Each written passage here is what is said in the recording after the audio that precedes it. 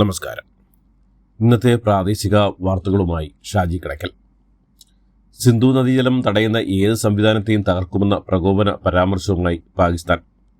സിന്ധു നദീജല കരാർ മരവിപ്പിക്കാനുള്ള നീക്കവുമായി ഇന്ത്യ മുന്നോട്ട് പോയാൽ തിരിച്ചടിക്കുമെന്നും വെള്ളം തടയാനായി നിർമ്മിക്കുന്ന ഡാം അടക്കമുള്ള എന്ത് സംവിധാനവും പാകിസ്ഥാൻ സേന തകർക്കുമെന്നാണ് പ്രതിരോധ മന്ത്രി ഖ്വാജ ആസിഫിന്റെ പ്രതികരണം. പഹൽഗാം ഭീകരാക്രമണത്തിന് പിന്നാലെ ഇരു രാജ്യങ്ങൾക്കുമിടയിലെ ബന്ധം കൂടുതൽ മോശമായ സാഹചര്യത്തിലും പ്രകോപന പരാമർശങ്ങൾ തുടരുകയാണ് പാകിസ്ഥാൻ പ്രതിരോധ മന്ത്രി. പഹൽഗാം ആക്രമണത്തിൽ ഉൾപ്പെട്ട ഭീകരർ വിമാനത്തിൽ ഉണ്ടെന്ന സംശയത്തിൽ ചെന്നൈ കൊളംബോ വിമാനത്തിൽ പരിശോധന. 6 ഭീകരർ ചെന്നൈയിൽ നിന്നുള്ള വിമാനത്തിൽ ഉണ്ടെന്ന സംശയം തുടർന്നാണ് കൊളംബോ വിമാനത്താവളത്തിൽ വിശദമായ പരിശോധന നടത്തിയത്.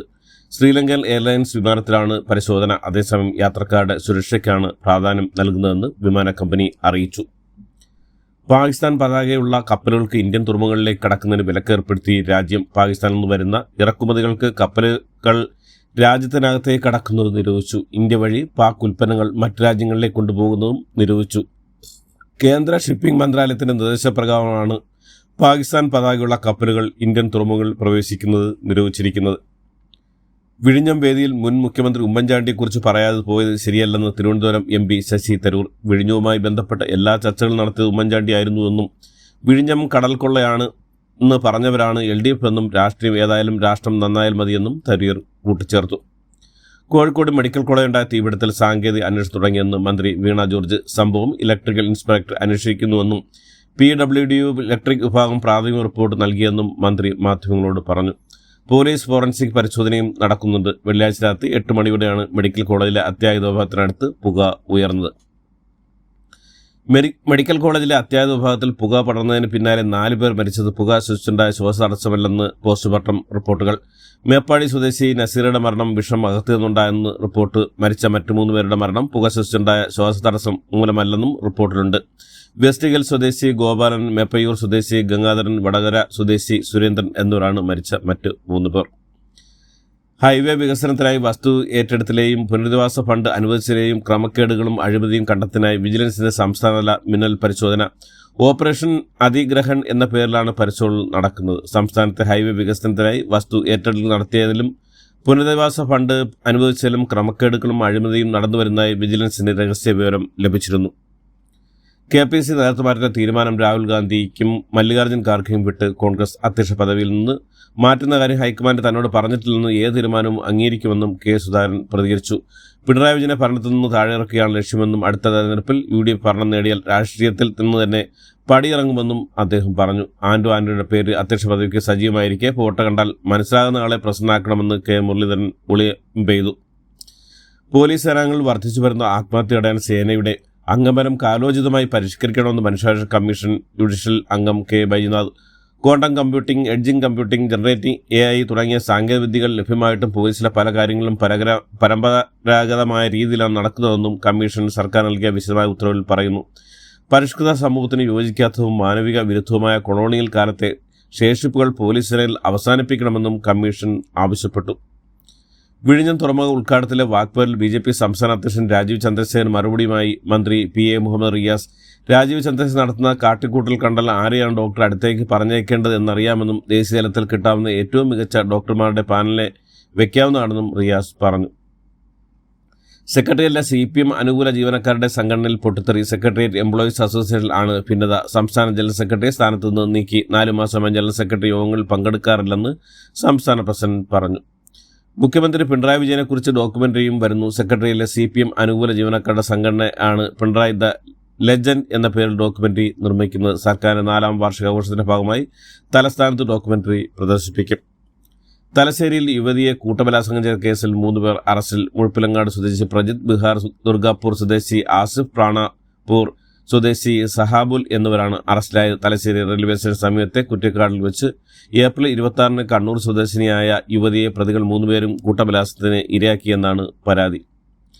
തലയിൽ ചക്ക വീണ് 9 വയസ്സുകാരിക്ക് ദാരുണാന്ത്യം. മലപ്പുറം കോട്ടക്കലിലാണ് സംഭവം. പറപ്പൂർ സ്വദേശി കുഞ്ഞലവിയുടെ മകൾ ആയിഷ തസ്നിയാണ് മരിച്ചത്. വീട്ടുമുറ്റത്ത് കളിക്കുന്നതിനിടെയായിരുന്നു അപകടം. തലയിൽ ചക്ക വീഴുകയായിരുന്നു. ഉടൻ കോട്ടക്കലിലെ സ്വകാര്യ ആശുപത്രിയിൽ എത്തിച്ചെങ്കിലും ജീവൻ രക്ഷിക്കാനായില്ല.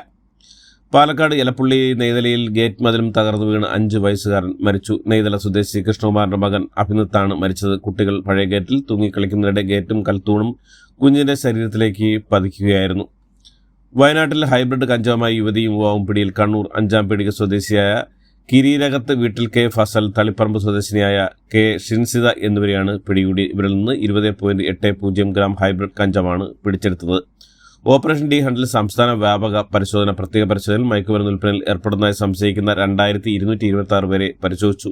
116 പേരെ അറസ്റ്റ് ചെയ്തു. വിവിധ തരത്തിലുള്ള നിരോധിത മയക്കുമരുന്ന് കൈവശം വെച്ചതിന് 114 കേസുകൾ രജിസ്റ്റർ ചെയ്തതായും പോലീസ് അറിയിച്ചു. കോഴിക്കോട് മെറ്റപെറ്റവനുമായി യുവാവ് പിടിയിൽ. മലപ്പുറം തിരൂർ താരാമ്പറമ്പ് വീട്ടിൽ അജയ് RP ആണ് പിടിയിലായത്. 251.78 ഗ്രാം മെത്തഫെറ്റൻ ഇയാളുടെ പക്കൽ നിന്നും കണ്ടെടുത്തു. ഹൈക്കോടതി അഭിഭാഷക അസോസിയേഷൻ പ്രസിഡന്റ് അഡ്വക്കേറ്റ് യശ്വന്ത് ഷേണായ്ക്കെതിരെ സ്വമേധയാ നടപടിയെടുത്ത് ബാർ കൗൺസിൽ. ഹൈക്കോടതി ജഡ്ജി ജസ്റ്റിസ് രവിക്കെതിരെ ഫേസ്ബുക്ക് പോസ്റ്റിലാണ് നടപടി. കോട്ടയം ഭരണങ്ങാനം വിലങ്ങുപാറയിൽ മീനച്ചിലാറ്റിൽ കുളിക്കാനിറങ്ങിയ 2 വിദ്യാർത്ഥികളെ കാണാതായി. പാകിസ്ഥാൻ പോയി ചാവേർ ആക്രമണം തയ്യാറാണെന്ന് കർണാടക മന്ത്രി ബി സൈഡ് സമൂർ അഹമ്മദ് ഖാൻ. രാജസ്ഥാൻ ഇന്ത്യ പാക് അതിർത്തിയിൽ നിന്ന് പാക് റേഞ്ചേഴ്സ് ജവാനെ BSF പിടികൂടിയായ റിപ്പോർട്ടുകൾ. ഇന്ത്യൻ ഭാഗത്തേക്ക് കടക്കാൻ ശ്രമിക്കുകയാണ് പിടികൂടിയെന്നാണ് റിപ്പോർട്ട്. ഇയാളെ ചോദ്യം ചെയ്യൽ തുടരുകയാണ്. പാകിസ്ഥാനി യുവതി വിവാഹം കഴിച്ച വിവരം മറച്ചുവെച്ചതിന് CRPF ജവാനെ ജോലിയിൽ നിന്ന് പിരിച്ചുവിട്ടു. ജമ്മു സ്വദേശി മുനീർ അഹമ്മദിനെയാണ് സേനയിൽ നിന്ന് പിരിച്ചുവിട്ടത്. ലഹരിമരുന്ന് കടത്തിയതിന് ഇന്തോനേഷ്യയിൽ 3 ഇന്ത്യക്കാർക്ക് വധശിക്ഷ. പഹൽഗാം ഭീകരാക്രമണത്തിന്റെ പശ്ചാത്തലത്തിൽ പ്രധാനമന്ത്രി നരേന്ദ്രമോദിയും ജമ്മു കാശ്മീർ മുഖ്യമന്ത്രി ഒമർ അബ്ദുൽ ഖയും തമ്മിൽ കൂടിക്കാഴ്ച നടത്തും. ഡൽഹിയിൽ ശനിയാഴ്ച വൈകിട്ടാണ് കൂടിക്കാഴ്ച. ഭീകരാക്രമണ ശേഷമുള്ള സാഹചര്യങ്ങൾ മോദിയും ഒമർ അബ്ദുല്ലയും തമ്മിൽ ചർച്ച ചെയ്യുമെന്നാണ് റിപ്പോർട്ടുകൾ. മാംഗ്ലൂരിൽ ബജ്റംഗൾ പ്രവർത്തകരെ വെട്ടിക്കൊന്ന സംഭവത്തിൽ 8 പേർ കൂടി അറസ്റ്റിലായി. 1972 സിംല കരാറിലെയും 1999 ലാഹോർ പ്രഖ്യാപനത്തിന്റെയും വ്യവസ്ഥകൾ അനുസരിച്ച് ദില്ലിയും ഇസ്ലാമാബാദും തമ്മിലുള്ള അഭിപ്രായ വ്യത്യാസങ്ങൾ രാഷ്ട്രീയവും നയതന്ത്രപരമായ മാറിലൂടെ പരിഹരിക്കണമെന്ന് റഷ്യൻ വിദേശകാര്യമന്ത്രി സെർജി ലവ്റോവ്. അന്താരാഷ്ട്ര നാണയനിധിയിലെ രാജ്യത്തിലെ എക്സിക്യൂട്ടീവ് ഡയറക്ടർ ഡോക്ടർ കൃഷ്ണമൂർത്തി സുബ്രഹ്മണ്യത്തെ പിൻവലിച്ച് ഇന്ത്യ എക്സിക്യൂട്ടീവ് ഡയറക്ടർ പദവിയിൽ ഇനിയും 6 മാസം കാലാവധി ശേഷിക്കുകയാണ് സർക്കാരിന്റെ തിരക്കിട്ട നീക്കം. ഓസ്ട്രേലിയ പൊതുതെരഞ്ഞെടുപ്പിൽ പ്രധാനമന്ത്രി ആന്റണി ആൽബനീസ് അധികാര തുടർച്ച. 150 അംഗ പാർലമെന്റിൽ ആൽബനീസിന്റെ ലേബർ പാർട്ടി 85-ലേറെ സീറ്റുകളാണ് നേടിയത്. IPL ആവേശം അവസാനം പന്ത് വരെ നീണ്ടുനിന്ന ത്രില്ലർ പോരാട്ടത്തിൽ ചെന്നൈ സൂപ്പർ കിങ്സ് 2 റൺസ് തോൽപ്പിച്ച് റോയൽ ചലഞ്ചേഴ്സ് ബാംഗ്ലൂരു. ടോസ് നഷ്ടപ്പെട്ട് ബാറ്റിംഗ് ഇറങ്ങിയ ബാംഗ്ലൂരു 62 റൺസെടുത്ത വിരാട് കോഹ്ലിയുടെയും 55 റൺസെടുത്ത ജേക്കബ് ബെദലിന്റെയും അവസാന ഓവറിൽ തകർത്തടിച്ച് 14 പന്തിൽ 51 റൺസെടുത്ത റൊമാരിയ ഷെപ്പേർഡിന്റെയും മികവിൽ 5 വിക്കറ്റ് നഷ്ടത്തിൽ 213 റൺസെടുത്തു. എന്നാൽ കൂറ്റൻ വിജയലക്ഷ്യമായി ബാറ്റിംഗ് ഇറങ്ങിയ ചെന്നൈക്ക് 5 വിക്കറ്റ് നഷ്ടത്തിൽ 211 റൺസ് നേടാനേ സാധിച്ചുള്ളൂ. അവസാന പന്തിൽ 4 റൺസ് വിജയിക്കാൻ വേണ്ടിയിരുന്നെങ്കിലും ബൗണ്ടറി കണ്ടെത്താൻ ശിവം ദുബൈക്ക് കഴിഞ്ഞില്ല. ഇതോടെ ചെന്നൈക്ക് വേണ്ടി 94 റൺസ് നേടിയ 17-കാരൻ ആയുഷ് മൈത്രയുടെയും 77 റൺസുമായി പുറത്താകുന്ന രവീന്ദ്ര ജഡേജയുടെയും പോരാട്ടം പാഴായി. ഇതോടുകൂടി ഇന്നത്തെ വാർത്തകൾ അവസാനിക്കുന്നു. എല്ലാവർക്കും നന്ദി.